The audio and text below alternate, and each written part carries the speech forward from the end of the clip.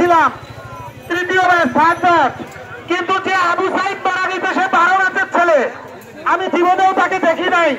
কিন্তু আমি যখন নবম ব্যাচ বিশ্ববিদ্যালয়ে ভর্তি হয়েছে তখন আমি বেরোয় আসছি, অথচ 12 ব্যাচের ছেলেটা যদি মারা যায় মনে হচ্ছে আমার আপন ভাই মারা গেল।